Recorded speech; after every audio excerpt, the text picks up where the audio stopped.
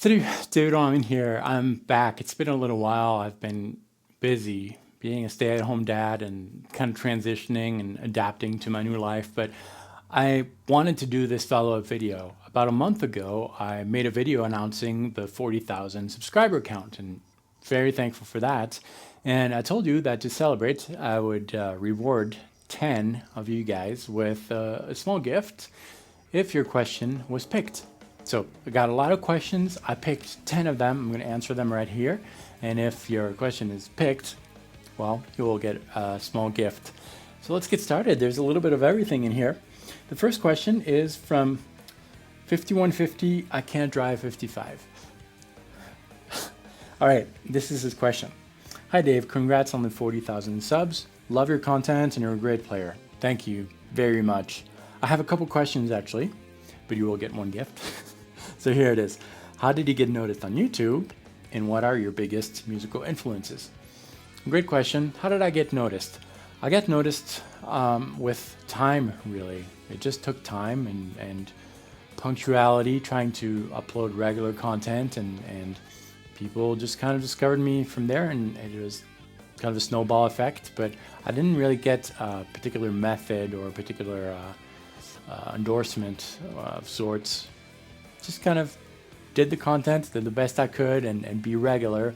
And one of the tip that I would give to those who want to do something like similar to what I do is to always approach your videos as if you were talking to millions of subscribers. It doesn't matter. Even though you might talk to a couple at the beginning, don't change anything. Just approach this as if you were doing a show viewed by millions of people.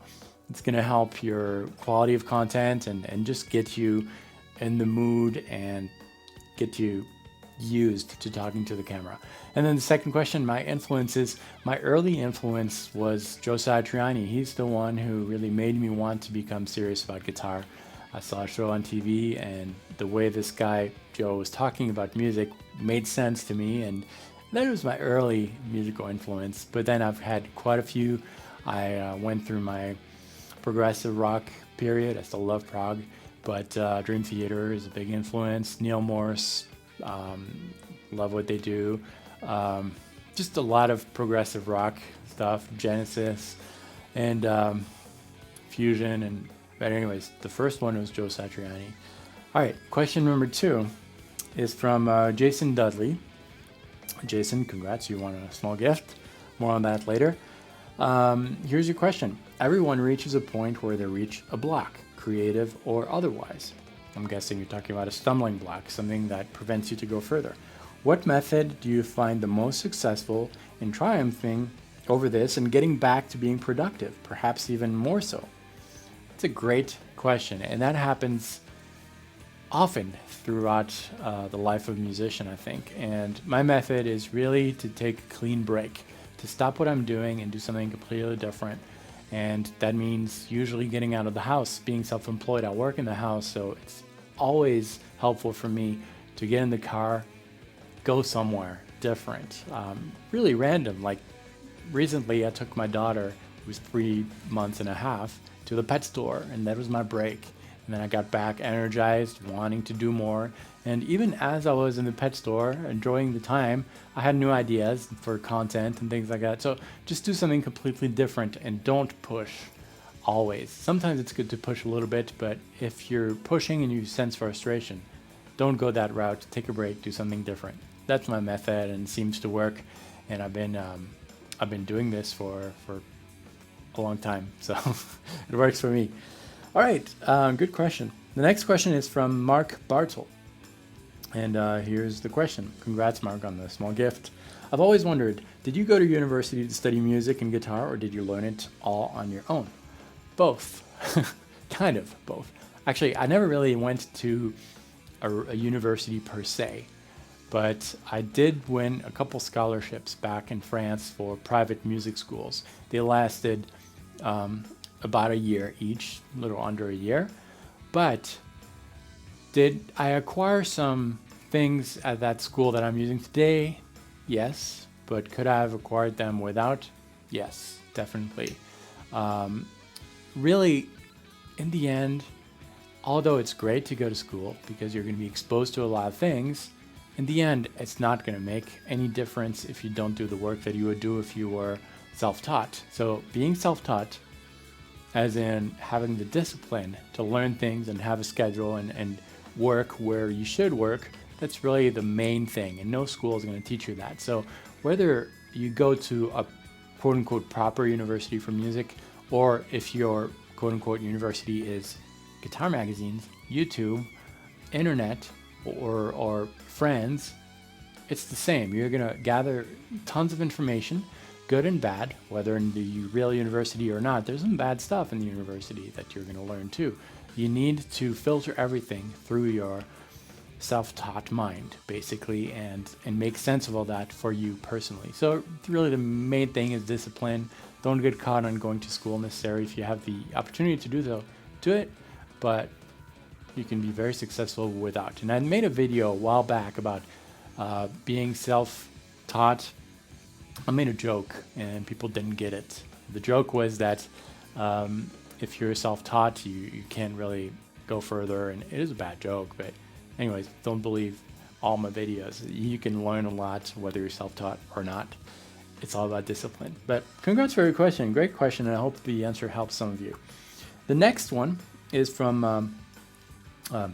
Ivan Fernandez, and here's the question. Hey David, I'm a long-time subscriber. Thank you very much. So I think you might have already answered this question several times, but I'm going to ask it anyways. Okay, I'm glad you did because you won a small gift. I know that you were born in France, but you don't show any signs of accents whatsoever. My question is, why did you move to the States and how long has it been? It's true that my accent is not very noticeable. People often say that I speak with very good American accent. So I can't remember the question. Why did I move to the States and how? Okay. All right, the truth or not? Well, the truth is I went through a bad breakup in France and I needed a change. And that change was America. Why America? Because my mom's American. So I'm half French and half American. So I had an American background. But at the time, so I was born in France, and then when I turned about 26, I moved to America. And that was my way in because I have dual citizenship. But I wasn't speaking like I do now.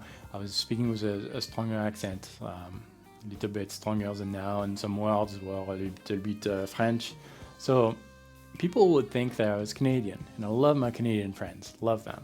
But I'm not Canadian, I'm French.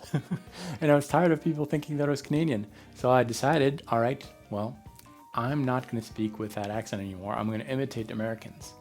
And I did. And this is what you get. It worked. But anyways, that was my way in. I have dual citizenship. I live in America now, but still have a very strong attachment to France. And there it is. And I've stayed that long because I married an American. And that's why I'm still here. All right. Let's move on. The next one is from PsilokiBen09. I'll write down all these on the video so that you know what I'm pronouncing. Here's a question. Does religion play a role in the way you see music? That's a very heavy question. That's a great question too. I'm going to try to make it short and simple. Yes, it does, but maybe not in the way that you think. It does play a role in my music. The word is religion, and I know exactly what you mean, but I'll call it belief or faith, okay? My faith does play a role in music, but it plays a role in everything I do. And not because I'm trying to adapt to that faith that I have, but because that faith kind of transformed me. I don't have to try to, I'm not trying to act as this believer person. I'm not trying to. Just kind of am being transformed slowly, and that reflects in the way I talk and the way I do things. Just faith affects everything if it's real faith without having to try to change things. It just does change you. And so I think it does influence my music too in a way, but I'm not trying to change it. It's just who I am. I hope that makes sense. That's my answer, but you won a gift with that question.